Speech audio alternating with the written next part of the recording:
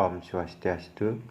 Terima kasih atas kesempatan yang diberikan kepada kelompok kami untuk mempresentasikan materi tentang sumber daya manusia dan desain kerja. Sebelum lebih lanjut ke materi, izinkan kami memperkenalkan diri. Perkenalkan, nama saya Komang Dana Saputra Esa dengan NIM 190111106. Perkenalkan, nama saya Imade Agus Budiarta, NIM 190111123. Perkenalkan, nama saya Eko Mahmudi Kusuma dengan NIM 190111119.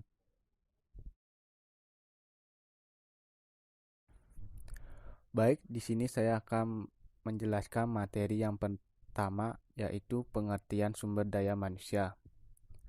Sumber daya manusia merupakan serangkaian kegiatan pengelolaan dan pengorganisasian dari fungsi sumber daya manusia dalam rangka untuk mencapai tujuan organisasi secara efektif dan efisien. Sumber daya manusia memiliki peran strategis dan memberikan nilai tambah dalam mencapai keunggulan kompetitif. Tujuan strategis sumber daya manusia adalah untuk mengelola tenaga kerja dan mendesain kerja sehingga orang-orang dapat diberdayakan secara efektif dan efisien. Sumber daya terpenting suatu organisasi adalah sumber daya manusia sebagai orang-orang yang memberikan tenaga, bakat, kreativitas, dan usaha mereka kepada organisasi. Beberapa tugas-tugas kepemimpinan kritis manajer mencakup penarikan, penyeleksian, pengembangan, dan penggunaan sumber daya manusia dalam pencapaian tujuan organisasi.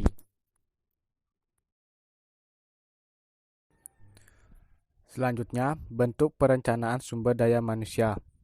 Perencanaan sumber daya manusia merupakan suatu cara untuk menetapkan keperluan tenaga kerja pada suatu periode baik kualitas maupun kuantitas dengan cara-cara tertentu.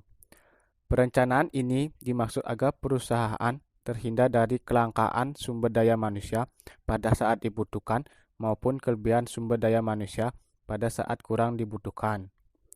Organisasi harus berusaha merencanakan kebutuhan di masa yang akan datang dan memutuskan di mana akan menemukan orang-orang tepat untuk memenuhi kebutuhan-kebutuhan itu. Maka membutuhkan perencanaan personalia yang mencakup semua kegiatan yang dibutuhkan untuk menyediakan tipe dan jumlah karyawan secara tepat dalam pencapaian tujuan organisasi.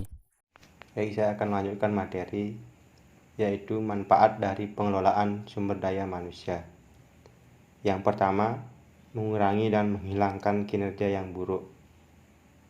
Dalam hal ini, kegiatan pengembangan akan meningkatkan kinerja pegawai saat ini, yang dirasakan kurang dapat bekerja secara efektif dan ditunjukkan untuk dapat mencapai efektivitas kerja sebagaimana yang diharapkan oleh organisasi. Yang kedua, meningkatkan produktivitas. Dengan mengikuti kegiatan pengembangan berarti pegawai juga memperoleh tambahan keterampilan dan pengetahuan baru yang bermanfaat bagi pelaksanaan pekerja mereka. Dengan demikian, diharapkan juga secara tidak langsung akan meningkatkan produktivitas kerjanya. 3. Meningkatkan fleksibilitas dari angkatan kerja. Dengan demikian, semakin banyaknya keterampilan yang dimiliki pegawai, maka akan lebih fleksibel dan mudah untuk menyesuaikan diri dengan kemungkinan adanya perubahan yang terjadi di lingkungan organisasi.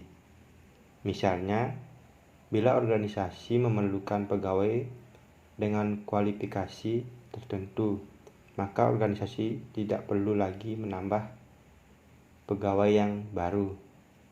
Oleh karena itu, pegawai yang dimiliki sudah cukup memenuhi syarat untuk pekerjaan tersebut. Yang keempat, meningkatkan komitmen karyawan.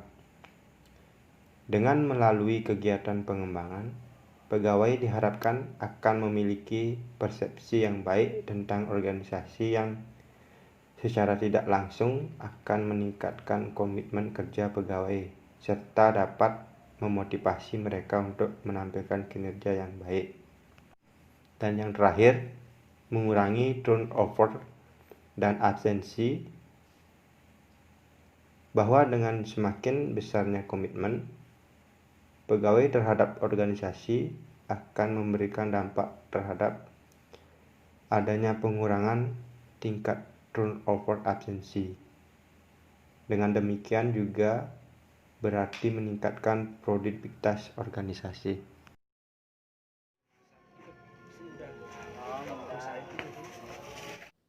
Selanjutnya, saya akan menjelaskan fungsi dan pelaksanaan pengelolaan sumber daya manusia. Yang pertama, pengelolaan sumber daya manusia melalui mutasi. Mutasi adalah kegiatan dari pimpinan perusahaan untuk memindahkan karyawan dari suatu pekerjaan ke pekerjaan yang lain, yang dianggap setingkat atau sejajar. Mutasi merupakan aspek yang penting untuk menghilangkan rasa jemu atau bosan menghadapi pekerjaan pada diri pegawai. Mutasi akan terjadi bila adanya lowongan suatu jabatan yang harus segera diisi oleh sumber daya manusia yang berkualitas. Yang kedua, pengelolaan sumber daya manusia melalui promosi. Promosi adalah kenaikan jabatan yang lebih tinggi, baik kekuasaan maupun tanggung jawabnya dalam struktur organisasi perusahaan. Promosi merupakan alat untuk meningkatkan sumber daya manusia yang berkualitas, meningkatkan prestasi dan moral di dalam pegawai. Yang ketiga, pengelolaan sumber daya manusia melalui motivasi. Motivasi adalah suatu perangsang dan dorongan bagi karyawan agar bekerja lebih giat dan produktif. Motivasi dapat berupa inspirasi, semangat dan dorongan kepada karyawan agar dapat bekerja dengan baik sesuai dengan keinginan wirausaha. Pemberian motivasi bisa dengan dua cara. Yang pertama, pemberian insentif semi material. Pemberian motivasi ini tidak dalam bentuk pemberian uang seperti penempatan pegawai di tempat yang tepat, memberikan latihan pendidikan atau kursus, dan menyediakan fasilitas kerja. Yang kedua, pemberian insentif material. Pemberian motivasi dengan memberikan upah, gaji, atau bonus yang memadai dan cukup untuk keperluan hidupnya. Dan yang keempat, pengelolaan sumber daya manusia melalui actuating. Untuk melaksanakan perencanaan sumber daya manusia, perlu diadakan tindakan actuating atau penggerakan. Ini semata-mata ditujukan untuk mendapatkan sumber daya manusia yang penuh disiplin, taat, patuh, dan setia dalam melaksanakan tugas dan pekerjaannya.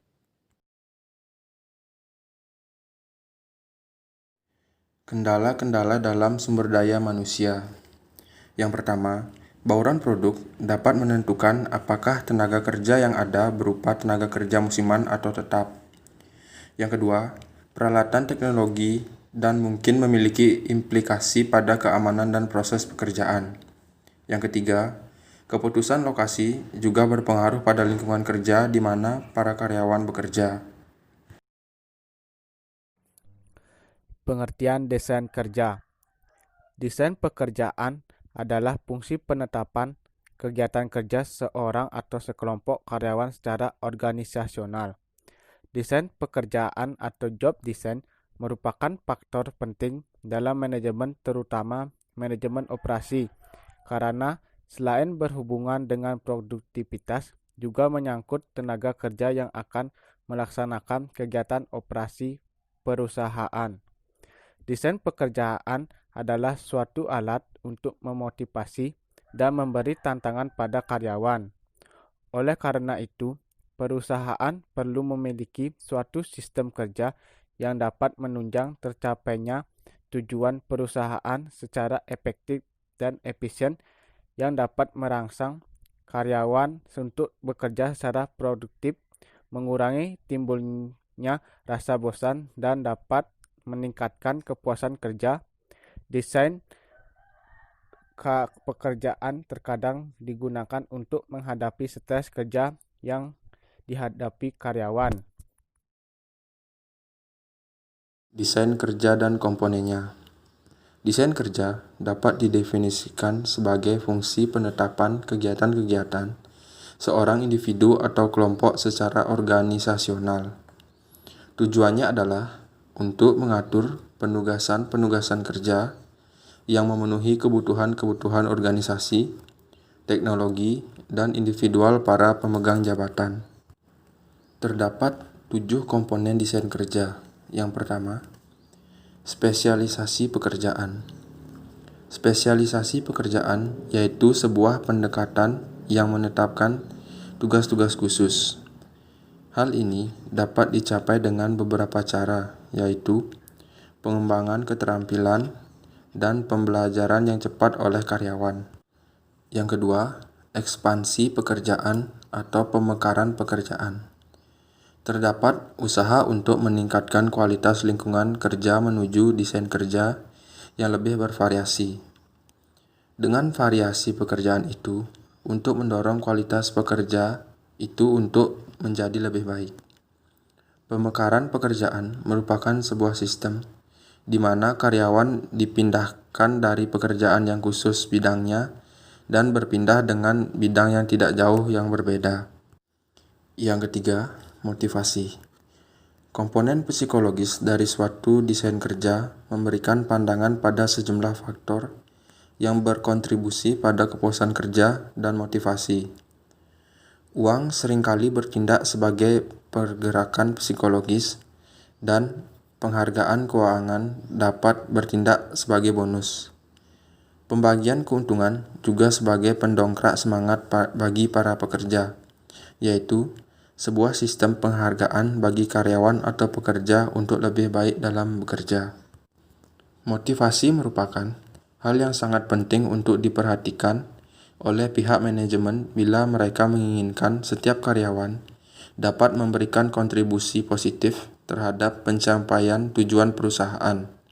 Karena dengan motivasi, seorang karyawan akan memiliki semangat yang tinggi dalam melaksanakan tugas yang dibebankan kepadanya. Yang keempat, komponen psikologis. Komponen ini memusatkan bagaimana mendesain pekerjaan sehingga memenuhi beberapa persyaratan psikologis minimum, misalnya keahlian. Yang kelima, tempat kerja yang visual, yaitu penggunaan beragam teknik komunikasi visual untuk mengkomunikasikan informasi secara cepat bagi semua pihak. Contohnya, ketika pengemasan selesai dan butuh barang selanjutnya untuk dikemas dari bagian lain, maka dinyalakan lampu berwarna merah. Yang keenam, ergonomik dan metode kerja, yaitu alat penghubung antara manusia dan mesin. Ergonomik berarti penelitian terhadap kerja. Analisis metode kerja memusatkan perhatian bagaimana sebuah tugas dikerjakan, mengimbangi prosedur kerja yang aman, dan menghasilkan produk bermutu secara efisien. Yang ketujuh, tim-tim mandiri, yaitu sekelompok individu yang diberdayakan dan bekerja bersama-sama untuk meraih tujuan yang sama. Tim-tim ini bisa disebut karyawan yang mempunyai kualitas tinggi. Baik, saya akan melanjutkan materi selanjutnya, yaitu faktor-faktor yang mempengaruhi desain kerja. Faktor yang pertama, individu.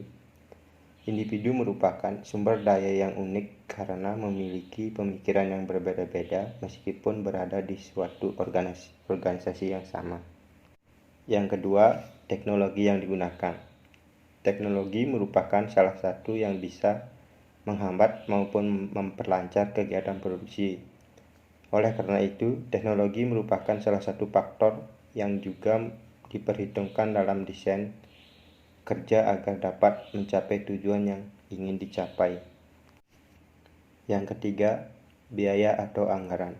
Biaya harus seimbang dan optimal digunakan dalam pembiayaan desain kerja. Semua harus bisa dilakukan secara efektif dan efisien dalam pembiayaannya. Faktor yang keempat, struktur organisasi. Struktur organisasi memang sangat berpengaruh terhadap keberhasilan desain kerja bagi dunia usaha di Indonesia. Peran struktur organisasi terasa semakin penting karena dua hal, yaitu pengawasan dapat dipermudah dan ketidakstabilan dunia usaha di Indonesia. Faktor yang kelima, variabel internal. Variabel internal seperti 1. Manajemen. Manajemen harus dapat bertanggung jawab dengan kebijakan yang diambil dan dapat menyelaraskan kepentingan perusahaan dengan kepentingan pihak lain yang berhubungan. Kedua, karyawan. Hampir dalam semua organisasi, sifat dari tenaga kerja adalah berubah, sebagian karena faktor demografi. Faktor ini akan mengubah pergeseran kepentingan konsumsi, produk, biaya, dan pemasaran, karena menyangkut segmen pasar yang berubah. Ketiga, stakeholder. Struktur yang mengatur organisasi publik yang besar, kemungkinan pemegang saham untuk mempengaruhi hak suara. Berbagai pihak yang terkait dalam pengoperasian suatu organisasi, diantaranya pemerintah atas pajak, pemegang saham atas nilai organisasi atau dividen serta hak suaranya, pemberi pinjaman atas keamanan pengembalian pinjaman organisasi, karyawan atas gaji keadilan dalam kenaikan gaji dan posisi, manajer atas bonus dan keadilan dalam penilaian kinerjanya, pimpinan puncak atas keamanan jika diambil alih dan remunisinya, masyarakat atas lingkungan hidup dan public goods yang disediakan pemerintah. Yang keempat, serikat pekerja. Bila organisasi yang memikirkan kepentingan sendiri dan menganggap karyawan atau serikat buruh sebagai objek produksi, maka tujuan efisiensi organisasi akan terhambat. Serikat pekerja berusaha memperjuangkan hak dan melindunginya untuk meningkatkan produktivitas karyawan itu sendiri. Teknik-teknik desain kerja yang diterapkan. Pertama, rotasi kerja. Robin mengemukakan rotasi kerja adalah variasi horizontal atau perpindahan pekerjaan secara horizontal. Perpindahan ke pekerjaan secara horizontal dapat diterapkan pada hal-hal dasar yang dirancang, yakni dengan program latihan di mana para pegawai memerlukan waktu lebih kurang 3 bulan dalam suatu aktivitas, kemudian baru dilanjutkan dengan pekerjaan yang lain. Kedua, perluasan kerja. Stoner menjelaskan bahwa perluasan pekerjaan dapat menanggulangi ketidakpuasan pegawai dalam bekerja dengan cara meningkatkan bidang pekerjaannya, di mana pekerjaan dikombinasikan sesuai dengan fungsi horizontal dari suatu unit organisasi. Ketiga, pengayaan kerja. Pengayaan kerja berusaha untuk menghilangkan ketidakpuasan kerja dengan meningkatkan kedalaman pekerjaan. Menurut Stoner, dalam pengayaan kerja, kegiatan-kegiatan kerja dari suatu bidang vertikal dari suatu unit organisasi dikombinasikan dalam suatu bentuk pekerjaan, sehingga pegawai dapat merasakan adanya otonomi pada pelaksanaan pekerjaan yang lebih besar. Tiap pegawai dapat diberikan tanggung jawab untuk mengatur kecepatan kerja sendiri, untuk memperbaiki kesalahan sendiri, dapat memutuskan secara terbaik untuk melaksanakan pekerjaan, dan pengambilan keputusan sendiri.